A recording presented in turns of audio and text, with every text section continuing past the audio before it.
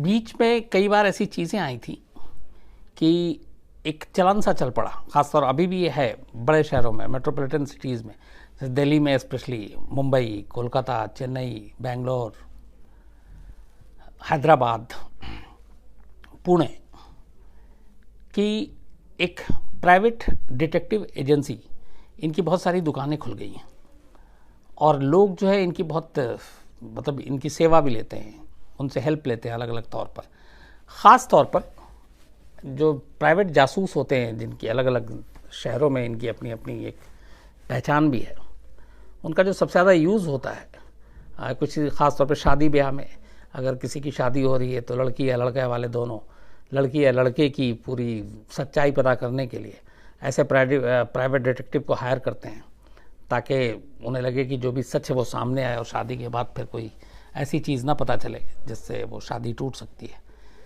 तो शादी ब्याह के लिए ख़ास तौर पर हमारे यहाँ प्राइवेट डिटेक्टिव का यूज़ जो है वो इधर इसका चलन बढ़ा है। खुद मेरे पास बहुत सारे ऐसे फ़ोन आते हैं जो जानने वाले हैं लोग, वो मांगते हैं कि कुछ अच्छे ऐसे जासूस हों तो उनका नंबर दीजिए, हमें थोड़ी सी क्वेरी करवानी है अपनी बेटी या बेटे की शादी के लिए। और इनकी दुकानें भी अच्छी खासी चल रही हैं और बहुत सारे तो ऐसे जासूस हैं जो बहुत ही वेल इक्विप्ड हैं और उन्होंने बड़े सारे मतलब अच्छे अच्छे केसेस भी किए। लेकिन विदेशों की तरह अभी हमारे हिंदुस्तान में इन जासूसों का क्राइम और क्राइम की इन्वेस्टिगेशन को लेके बहुत बड़े पैमाने पे इस्तेमाल की बातें कम सामने आती हैं। शायद इसकी एक वजह यह है कि लोगों को लगता है कि क्राइम के मामले में अभी प्राइवेट डिटेक्टिव जो है उनका इस्तेमाल करना उतना कारगर नहीं होगा, फ़ायदा नहीं होगा। या दूसरा ये भी हो सकता है कि उन्हें लगता है कि पुलिस या जो दूसरी जांच एजेंसी हैं उनके पास जितनी सारी सहूलियत है, उनके पास जितना अधिकार है, वो उनके पास नहीं है, तो शायद वो काम ना आ पाए। विदेशों में बहुत सारे ऐसे केसेस हैं जो प्राइवेट जासूसों ने सुलझाए हैं। आज की कहानी, ये जो मैं सारी चीज़ें आपको बता रहा हूँ वो इसलिए कि हिंदुस्तान में बहुत कम ऐसे केस हुए हैं जिसको सुलझाने के लिए लोग पुलिस के पास जाने की बजाय जासूस के पास पहुँचे और उन्होंने जासूस की मदद ली उस मिस्ट्री को सुलझाने के लिए। ये एक मर्डर केस था जिसमें एक फैमिली जासूस की मदद लेती है और इसी वजह से मौत के करीब 8 महीने के बाद एक राज खुलता है कि वो असल में मौत हुई कैसे थी और उस मौत के लिए ज़िम्मेदार कौन था। तो ये सारी चीज़ें ये इसलिए होती हैं क्योंकि जासूस ने जो जासूसी करके अपनी सारी जानकारी इकट्ठा की, उसकी वजह से सच सामने आया। कहानी यूँ है कि 27 मई 2016 दिल्ली के पास हरियाणा में एक यमुना नगर है, काफ़ी बड़ा एक वहाँ पे इंडस्ट्रियल एरिया भी है, वो पूरा कहते हैं, और यमुना नगर की आबादी भी अच्छी खासी है। यमुना नगर में एक बिजनेसमैन रहते थे जिनका नाम था योगेश बत्रा। योगेश बत्रा की पढ़ाई लिखाई दिल्ली में हुई, करोड़पति घराने से। कॉलेज के ज़माने में इनकी मुलाकात योगेश बत्रा की दिल्ली में एक प्रियंका नाम की लड़की से होती है। दोनों में दोस्ती होती है, फिर प्यार होता है। प्रियंका उस कॉलेज की मिस कॉलेज चुनी जाती हैं, खूबसूरत थीं। उसके बाद फिर दिल्ली में कॉन्टेस्ट होता है तो वो मिस दिल्ली चुनी जाती हैं अपनी खूबसूरती की वजह से। तो मिस दिल्ली चुने जाने के बाद, अब चूँकि दोनों कॉलेज में साथ थे, तो इश्क को एक नया नाम मिलता है और दोनों शादी कर लेते हैं, पति पत्नी हो जाते हैं। तो अब योगेश बत्रा की पत्नी प्रियंका, योगेश बत्रा का अपना प्लाईवुड का बिजनेस था, इसके अलावा और भी कुछ बिजनेस, और अच्छे पैसे वाले, करोड़पति अरबपति में गिनती इनकी होती थी और अच्छी हंसी खुशी इनकी ज़िंदगी चल रही। माँ बाप साथ में थे। वक्त बीतता है, 18 साल बीत जाते हैं। इस दौरान इनके 2 बच्चे होते हैं, दोनों स्कूल जाते हैं, सब कुछ ठीक चल रहा था। तभी 27 मई 2016 की सुबह अचानक प्रियंका जो है वो अपने बेडरूम से चीखते हुए बाहर आती है और रो रही है, और वो बताती है अपने जो आस पड़ोस में थे, उस वक्त माँ बाप दूसरी जगह पे रह रहे थे, कि योगेश को कुछ हो गया, वो उठ नहीं रहे, बेहोश है। लोग भाग के आते हैं, माँ बाप को भी खबर मिलती है, माँ बाप भी आते हैं। योगेश को हॉस्पिटल ले जाया जाता है, लेकिन नहीं, हॉस्पिटल नहीं ले जाया जाता, यहाँ पे माफ़ी चाहता हूँ। जो वहाँ पे एक डॉक्टर थे लोकल, वो आते हैं, फिर देखते हैं, कहते हैं कि योगेश की मौत हो गई है। इसके बाद वो बातें आती हैं कि कैसे क्या। तो प्रियंका ये बताती है कि योगेश को दिल का दौरा पड़ा था, हार्ट अटैक की वजह से उसकी मौत हो गई। उम्र करीब 42 साल थी तब योगेश की। घर वाले आते हैं, सब रोना धोना जो होता है वो सब कुछ था, और प्रियंका की भी हालत बहुत ख़राब, पति की मौत हो गई। इसके बाद खैर जो रिश्तेदार पड़ोसी जो भी समझाते हैं, सब समझाया जाता है, और फिर 27 मई को ही योगेश बत्रा का अंतिम संस्कार कर दिया जाता है। हालांकि इस दौरान माँ बाप को यकीन नहीं था कि योगेश की दिल का दौरा पड़ने से मौत हो सकती, क्योंकि योगेश बिल्कुल हट्टा कट्टा, कभी उसे कोई बीमारी नहीं, बिल्कुल ठीक ठाक। हालांकि यह है कि दिल का दौरा किसी को भी पड़ सकता है, लेकिन उनका ये था कि उन्हें यकीन नहीं हो रहा था कि इस तरीके से योगेश की मौत हो सकती है। तो दबी जुबान में वो लोग चाहते भी थे कि पोस्टमार्टम हो जाए, लेकिन प्रियंका इसके लिए तैयार नहीं हुई, और चूँकि घर के अंदर मौत हुई थी तो लीगल कानूनी ऐसी कोई चीज़ हुई नहीं, इसलिए पोस्टमार्टम की नौबत नहीं आई, परिवार की मर्जी नहीं थी, और 27 तारीख को ही योगेश बत्रा का अंतिम संस्कार कर दिया जाता है। बात आई गई हो जाती है, कुछ दिन बीतता है, धीरे धीरे घर वाले नॉर्मल होते जाते हैं। लेकिन इस दौरान योगेश की मां को लगातार सपने आ रहे थे। उन्होंने बाकायदा बताया ये कैमरे पे भी, और वो सपने में ये देखती थी कि उनके बेटे की मौत दिल का दौरा पड़ने से नहीं हुई, उसके साथ कुछ गलत हुआ है। लेकिन अब जाहिर सी बात है, वो जिससे भी बताती तो लोग यही कहते कि तुम एक माँ हो, माँ का दिल ही ऐसा होता है। लेकिन दिल का दौरा पड़ने से हुई, और उसकी पत्नी गवाह इस बात की, बट वो इस बात को लेके मानने को तैयार नहीं थी। तो योगेश की माँ ने इन सपनों के बारे में जिक्र किया अपने पति से। योगेश के पिता की उम्र उस वक्त करीब 70 साल, माँ करीब 65 साल की थी। तो लगातार जब वो सपनों का जिक्र करने लगे, और पिता को भी थोड़ा सा ये लग रहा था कि योगेश की मौत दिल का दौरा पड़ने से नहीं हो सकती लेकिन दोनों खामोश थे। उस खामोशी की वजह ये थी कि एक तो प्रियंका से उनकी बनती नहीं थी बहुत ज़्यादा, और शादी के बाद ही कुछ वक्त बाद प्रियंका अपने पति के साथ और बच्चों के साथ अलग रहने लगी, और ये माँ बाप अलग रहने लगे। कई बार गुस्सा, लड़ाई झगड़ा जो सास बहू में, वो सारी चीज़ें थी। तो वो अपनी पत्नी की बात भी उन्होंने अनसुनी कर दी, और फिर हालात से समझौता कर लिया कि हो सकता है दिल का दौरा पड़ने से ही मौत हुई है, क्योंकि उससे पहले कभी उसकी दुश्मनी, कोई ऐसी एक भी चीज़ नहीं थी जिससे शक किया जा सके कि योगेश के साथ कुछ गलत हुआ है। बस एक चीज़ छोड़कर, और वो ये कि उसको दिल का दौरा कैसे पड़ सकता है जबकि वो बिल्कुल ठीक ठाक अच्छा इंसान, हेल्दी। तो वो ये बातें, ये शक, ये सवाल अपने मन में ही रखते हैं, करते कुछ नहीं है। करीब महीना बीतने वाला होता है। इस महीना बीतने के दौरान अचानक योगेश के माँ बाप एक चीज़ नोटिस करते हैं कि प्रियंका के हाव भाव बहुत तेज़ी से बदल रहे हैं। जिस तरीके से एक पति की मौत के बाद एक उसकी विधवा को शोक में होना चाहिए, गम, अफसोस, दुख में होना चाहिए, वैसा कुछ प्रियंका को देख के नहीं लगता था। वो बिल्कुल नॉर्मल हो गई थी फ़ौरन ही। और इसके बाद वो उसने आनंद फानंद में जो योगेश का बिजनेस था, उस कंपनी में जाके उसने सारे, वो डायरेक्टर खुद बन गई, उसने सारे कागजी कार्रवाई भी कर ली। मतलब पति की मौत के महीने भर के अंदर जिस तेज़ी से ये सारी चीज़ें हुई, तो माँ बाप को फिर और शक होने लगा कि अभी पति की मौत को ज़्यादा दिन भी नहीं हुए, ये बिल्कुल नॉर्मल हो चुकी है, बिज़नेस में ज़्यादा अब ये सारे की अपने नाम पे हो, वो सारी चीज़ें कर रही है, जबकि ऐसे कोई डर की बात नहीं थी। माँ बाप बुज़ुर्ग हो चुके थे, वो उस बिज़नेस में अपना हक भी नहीं जताते। हालांकि वो बिज़नेस उनके पिता ने ही योगेश को दिया था, लेकिन ये बात उन्हें खटक रही थी, लेकिन फिर भी खामोश रहे। इस दौरान में करीब महीने भर के बाद एक और चीज़ हुई। अचानक प्रियंका ने अपने दोनों बच्चों को देहरादून के स्कूल में पढ़ने के लिए भेज दिया। अब वो अभी तक यहाँ पढ़ाई कर रहा था, अब उसको देहरादून अपने से दूर पति की मौत हो चुकी है, बच्चों को भी दूर भेज रहे हैं, ये चीज़ उनको और खटकी कि कोई माँ ऐसे कैसे कर सकती है। फिर उनसे रहा नहीं गया, उन्होंने कहा कि इसमें कुछ तो गड़बड़ है, लेकिन सबूत कुछ नहीं है। पिता पुलिस के पास पहुंचते हैं, आखिर में अपनी बीवी से हार कर, बीवी लगातार कहती है उनकी कि कुछ गड़बड़ है, और योगेश सपने में आता है और मुझे दिखता है और उसके साथ कुछ गलत हुआ है।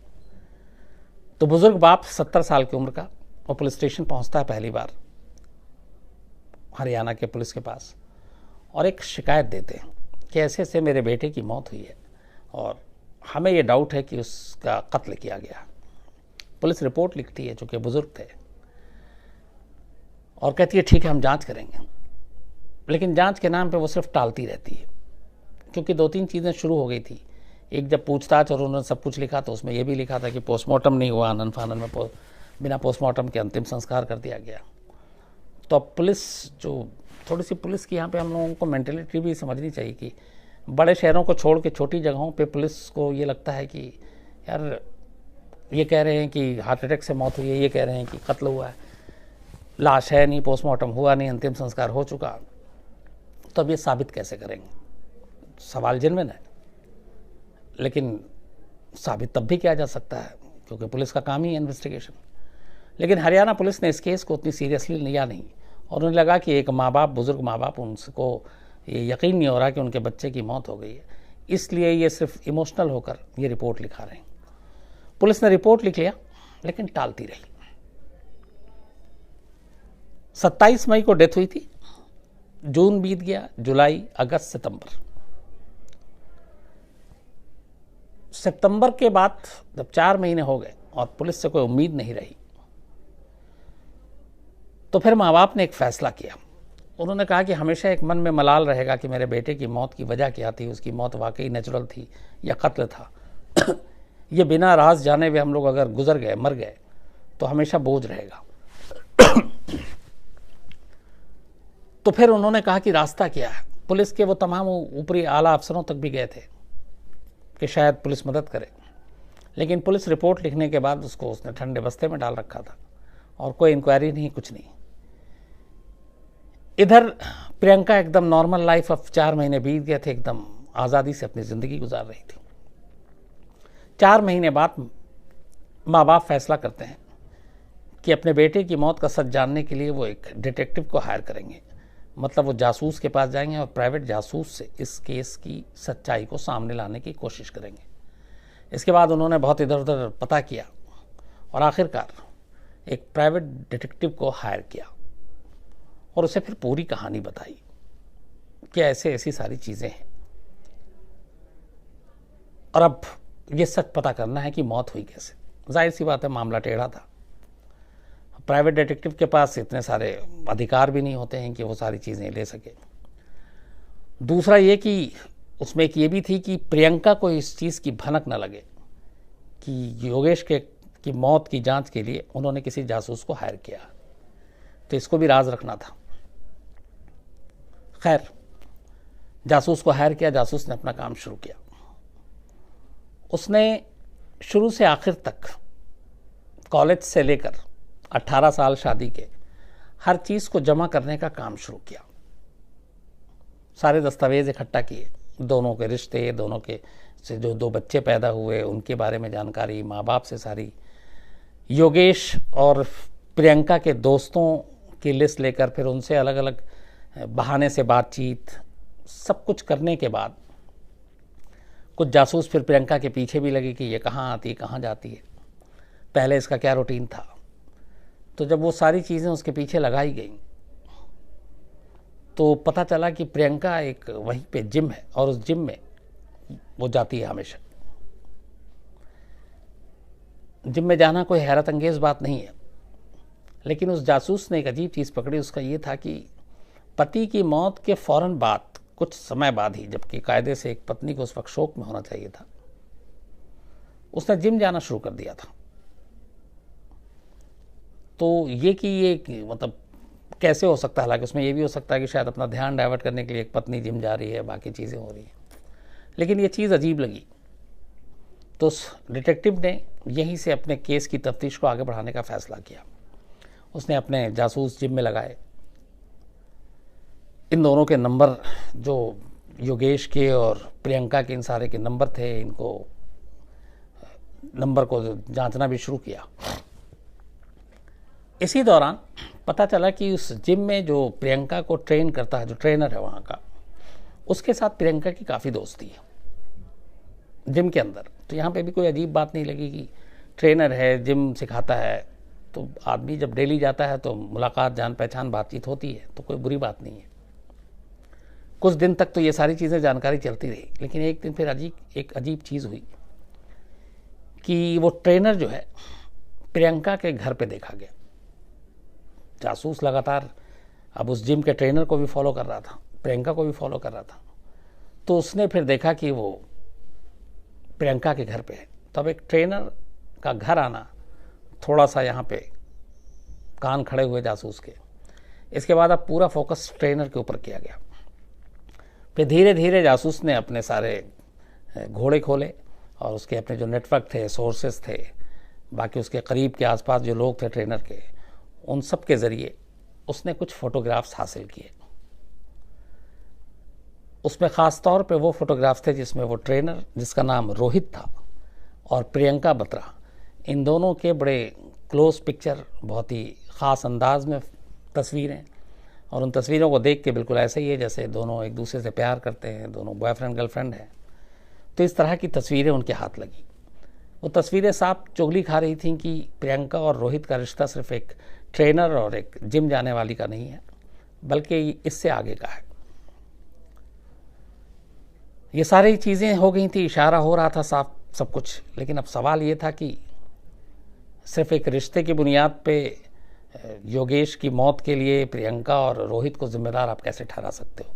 ठीक है, वो दोनों प्यार करते होंगे, दोनों में रिश्ते होंगे, लेकिन उसका योगेश की मौत से क्या ताल्लुक? अब इसको जानने के लिए फिर जासूस ने, जो डिटेक्टिव था, उसने थोड़ा और काम किया। जो प्राइवेट डिटेक्टिव होते हैं वो ज़्यादातर उनमें से वही कामयाब होते हैं जिनके नेटवर्क बड़े अच्छे हों हर फील्ड में, चाहे पुलिस पे हो, बाकी डिपार्टमेंट से हो।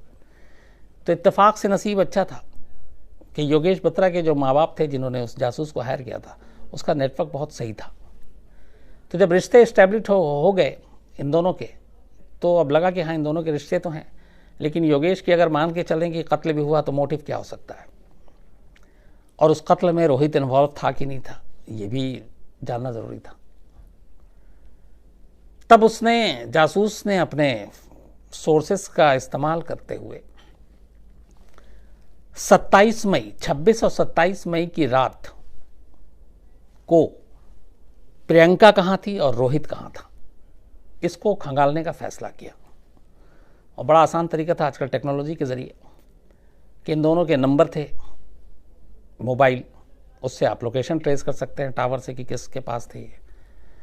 तो जब उसने ये सारी चीज़ें और मोबाइल कंपनी के थ्रू निकाला, तो पता चला कि 26-27 मई की रात करीब 11 से लेकर 2 बजे के दरमियान रोहित और प्रियंका का लोकेशन एक था।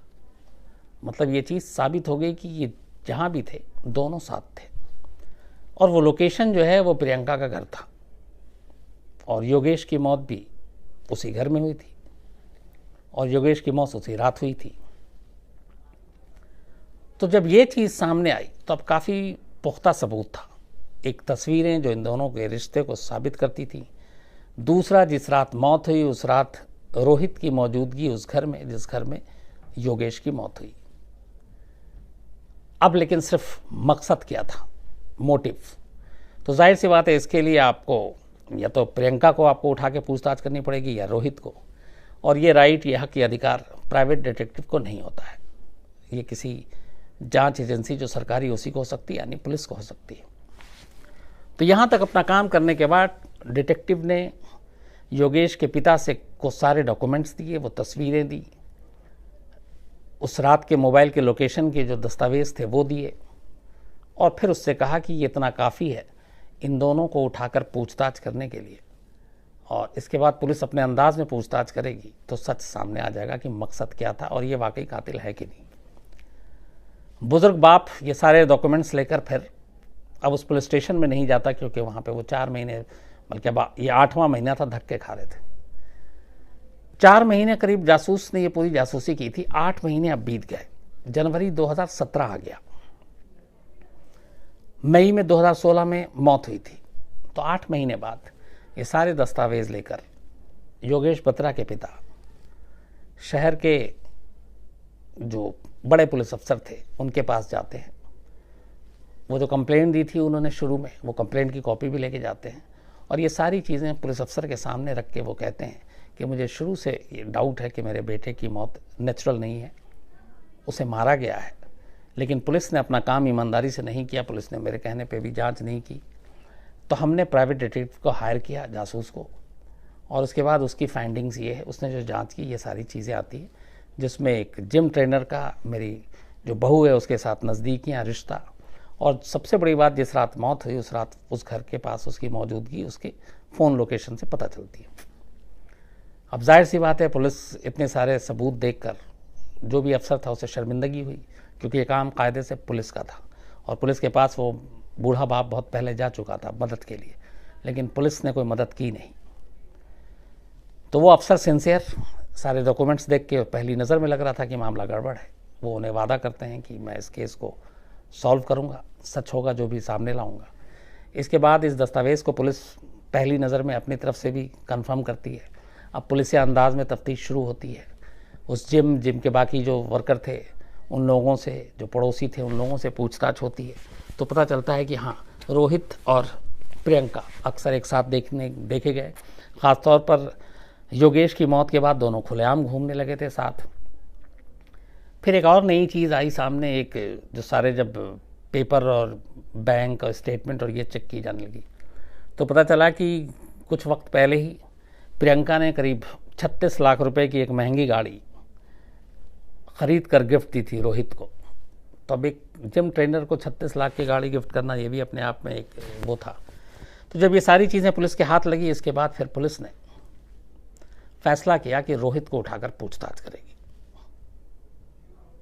पुलिस रोहित को उठाती है, रोहित से पूछताछ करती है, अपने अंदाज में सबूत दिखाती है और फिर रोहित को बताती है कि उस रात वो कहाँ था। वो बयान कुछ और देता है, लेकिन जब उसके मोबाइल का लोकेशन उसके सामने रखा जाता है और बताया जाता है पूरा वक्त, आखिर में रोहित टूट जाता है और फिर वो अपना जुर्म कबूल करता है। फिर वो अपनी कहानी सुनाता है। लेकिन उसके जुर्म कबूल करते ही पुलिस का अगला कदम यही था, वो सीधे पहुंचती है प्रियंका के घर। प्रियंका बत्रा को गिरफ्तार करती है, उठाकर लाती है। उसके बाद उन दोनों से कहानी सुनती है। दोनों की कहानी एक थी और वो कहानी ये थी कि शादी के करीब 16-17 साल के बाद, 17 साल के बाद, जब 2 बच्चे थे दोनों के, सब कुछ ज़िंदगी ठीक चल रही थी। इसी दौरान प्रियंका जो है वो एक जिम ज्वाइन कर लेती है। जिम में जो उसका ट्रेनर होता है रोहित, वो उसको दिल दे बैठती है। दोनों में प्यार हो जाता है, प्यार बहुत आगे तक बढ़ जाता है। लेकिन अब यहाँ पे बीच का एक रास्ते का रोड़ा बन जाता है योगेश बत्रा, प्रियंका का पति। और प्रियंका का पति के रहते हुए ये दोनों कभी एक हो नहीं सकते थे, शादी कर नहीं सकते थे। बात यहाँ तक जा चुकी थी। तो फिर प्रियंका का ही ये आइडिया था कि योगेश को रास्ते से हटा दिया जाए। रोहित के साथ मिलकर ये लोग प्लान बनाते हैं।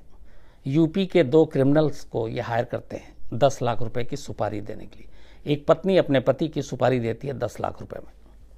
वो दोनों क्रिमिनल आते हैं, 10 लाख रुपए लेते हैं। प्लान ये था कि रात को जब रोहित सो रहा होगा घर में, तो ये दोनों आएंगे और उसको बेहोशी का इंजेक्शन लगाएंगे। इंजेक्शन लगाने के बाद उसका गला घोट के कत्ल करेंगे और फिर लाश को ले जाकर यूपी में ही किसी नहर में फेंक देंगे, ताकि वो लाश कभी मिले ही नहीं और योगेश की गुमशुदगी हमेशा एक राज बनी रहे। प्लान के तहत 26-27 मई 2016 की रात दोनों क्रिमिनल घर के बाहर थे। रोहित उनके साथ था, प्रियंका घर के अंदर थी। बच्चे उस घर में उस दिन थे नहीं, पहले से ही प्लान के तहत उसको भेज दिया गया था। उसके बाद प्रियंका के इशारे पे ये तीनों घर के अंदर दाखिल होते हैं, बेडरूम में जाते हैं। प्रियंका उससे पहले झांक चुकी थी कि योगेश सो चुका है और उसको नींद के आलम में बस इंजेक्शन लगाना था बेहोशी का। लेकिन जैसे ही ये कमरे के अंदर घुसते हैं तीनों, योगेश जाग जाता है और वो अजनबियों को अपने घर में देख के अचानक उठता है और ये सब घबरा जाते हैं कि अब क्या करें। फिर इसी में हाथापाई होती है। उस हाथापाई में जो इंजेक्शन लेकर वो लगाना था उसकी सुई टूट जाती है और वो गिर जाता है, तो अब वो इंजेक्शन लगा नहीं सकते थे। जो गवाही है उसके हिसाब से जब ये टूट गया तो बाकी भी ये जो सुपारी किलर हैं ये भी घबराए हुए हैं, रोहित भी घबराया हुआ है। ऐसे वक्त में योगेश की अपनी बीवी कहती है उन भाड़े के कातिलों से कि सुई टूट गई, अब देख लिया, अब इसका जिंदा रहना ठीक नहीं है, इसलिए उसको फटाफट मार डालो। 3 थे, वो 1 था, काबू पा लेते हैं और उसके बाद फिर बाकायदा उसका गला वाला दबाते हैं और कहते हैं कि खुद उसको मारने में प्रियंका भी उनके साथ उतनी ही आगे थी और जब तकिया उसके मुंह पे रखा जाता उस तकिया को दबाने वाले में भी प्रियंका शामिल थी। थोड़ी देर के बाद दम घुटने से मौत हो जाती है। मौत होने के बाद अब ये था कि क्या करें, लाश का क्या करें, लेकिन सारा सीन जो पहले से प्लानिंग थी वो बदल गई थी क्योंकि सुई टूट गई, बेहोशी की दवा दी नहीं जा सकी। तब उसी वक्त ख्याल आता है जिस तरीके से वो मौत हुई और फिर बेड पे उसको लिटाया, तब प्रियंका का ही ख्याल आया कि हार्ट अटैक में भी ऐसे ही आदमी लेटा लेटा सोता रहता है और मर जाता है। तब उसने कहा कि ठीक है, इसको कहीं नहर में और कहीं और फेंकने की ज़रूरत नहीं है, बल्कि यही कह दिया जाएगा कि दिल का दौरा पड़ा और मौत हो गई, किसी को शक नहीं होगा और इससे पहले कि पोस्टमार्टम हो अंतिम संस्कार कर देंगे। क्योंकि इतना उसे भी पता था प्रियंका को कि अगर पोस्टमार्टम हुआ तो कॉज ऑफ डेथ यानी मरने की वजह क्या थी सामने आ जाएगी, गले पे निशान, बाकी चीज़ें ये सब आ जाएंगी। तो उसने सुबह सुबह इंतज़ार किया और जैसे ही एकदम अर्ली मॉर्निंग में फिर उसने ये रोना शुरू कर दिया कि दिल का दौरा पड़ा, रात को बेचैनी थी, पसीने पसीने हो गए और उसके बाद उनकी डेथ हो गई। घर वाले आए सब और उसके बाद उसने आनन फानन में पूरा सीन ऐसा क्रिएट किया कि किसी ने सोचा भी नहीं कि हॉस्पिटल भी ले जाना, क्योंकि आमतौर पे आदमी हॉस्पिटल तब ले जाता है जब उसे लगता है कि नहीं ये कुछ ज़िंदा होगा या इसमें कुछ अभी जान बाकी है या पता नहीं क्या है। लेकिन यहाँ ऑलरेडी उसको वो मुर्दा करार दे चुकी है अपनी ही पत्नी सुबह से ही। तो जो भी लोग आए तो सब मान के चल रहे कि दिल के दौरा से ही मौत हुई है पड़ने से, तो हॉस्पिटल ले जाने का मतलब नहीं है। और जब हॉस्पिटल नहीं ले जाना तो फिर पोस्टमार्टम नहीं हो सकता, क्योंकि आप अगर हॉस्पिटल ले जाते हैं तो वहाँ पे ज़रूरी है कि फिर पोस्टमार्टम होता है। तो पोस्टमार्टम हुआ नहीं, आनन फानन में अंतिम संस्कार कर दिया गया। और यही वजह है कि इसके बाद 8 महीने तक योगेश की मौत पे यही पर्दा पड़ा रहा कि उसकी मौत नेचुरल थी या फिर उसे मारा गया था। पुलिस में कंप्लेंट की थी माँ बाप ने, पुलिस ने सुनी नहीं। लेकिन अगर एक बुज़ुर्ग माँ बाप एक जासूस को हायर ना करते तो शायद कभी भी ये राज सामने नहीं आता कि एक पत्नी ने ही अपने पति की सुपारी दी थी 10 लाख रुपए में, गला घोट के उसका कत्ल हुआ और फिर अंतिम संस्कार हो गया, क्योंकि पोस्टमार्टम रिपोर्ट नहीं, मौत की वजह नहीं, बाकी कोई चीज़ ऐसी नहीं। लेकिन एक जासूस, उसके हाथ लगी कुछ तस्वीरें और उस फ़ोन का लोकेशन जिसने कत्ल वाली रात मौजूदगी दिखा दी रोहित और उन दोनों की एक जगह, जो कि होनी नहीं चाहिए थी, इसने इन चीज़ों से पर्दा उठा दिया। ये कहानी एक सबक ये भी देती है कि अगर सबूत ना भी हो और शक ही है तो कानून कहता भी कि आप शक के बिना पे भी जांच कर सकते हैं।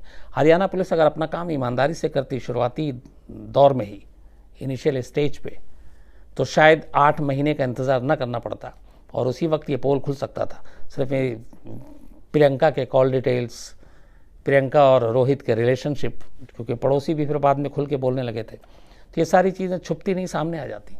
लेकिन हरियाणा पुलिस ने अपनी जिम्मेदारी नहीं निभाई, इस वजह से एक जासूस को बीच में आना पड़ा और उस जासूस की इस मेहनत की वजह से एक ऐसी मौत का सच सामने आया जिसे 8 महीने तक दुनिया ही समझती रही थी कि यह हार्ट अटैक है। रोहित और प्रियंका दोनों जेल में हैं, अभी मामला लोअर कोर्ट में ही है। और उन बूढ़े माँ बाप का अपना जवान बेटा खो गया, वो आज भी यकीन नहीं करते हैं कि उनकी अपनी बहू उनके अपने बेटे को इस तरह मारेगी, जिसने लव मैरिज की थी, दोनों कॉलेज से दोस्त थे, एक साथ पढ़े और सब कुछ हुआ, 2 बच्चे हैं। लेकिन शादी के करीब 17 साल बाद अचानक वो बदलती है और अपने ही सुहाग को अपने हाथ से उजाड़ देती है। कई बार कह चुका है कि ऐसा कोई रिश्ता नहीं बचा जिसके साथ जुर्म ना हुआ हो। ये फिर मिसाल है एक ऐसी ही कहानी की कि यहाँ 18 साल साथ रहने के बाद भी एक पत्नी अपने पति का कैसे कत्ल करवा देती है। तो ये पूरी कहानी थी आज की। और अब आखिर में आपके सामने खुलासा ये भी कि आज की ये जो कहानी है मैं बस अभी 9 बजे से थोड़ी देर पहले रिकॉर्ड कर रहा हूँ, क्योंकि 9 बजे से कुछ मीटिंग है हम लोगों के आज ज़रूरी। तो मैंने कहा कि आज कहानी ना सुनाऊँ, पहले तो यही तय किया था, फिर लगा कि नहीं, फिर आप में से बहुत सारे लोग शिकायत करते हैं और नानी दादी अम्मी अब्बू जो भी सबने बना रखा है, तो फिर कई लोग ये भी कहेंगे नींद नहीं आई। तो मैंने कहा कि नहीं, आप लोगों का पहले ख्याल रखूं, तो कहानी इसलिए रिकॉर्ड कर रहा हूं, क्योंकि मैंने एक वादा किया था जब भी रिकॉर्ड करूंगा सच बताऊंगा। तो आज सच ये है कि हाँ, बस थोड़ी देर पहले, अभी कुछ देर के बाद 9 बज जाएगा तो आपको ये लाइव ही नज़र आएगा, लेकिन आखिर में पता चलेगा आपको जब अब ये ख़त्म कर रहा हूँ मैं। Thank you very much. कल सैटरडे है, कल एक नई कहानी होगी आपके सामने। तब तक अपना ख्याल रखिए, अच्छे रहिए। Thank you.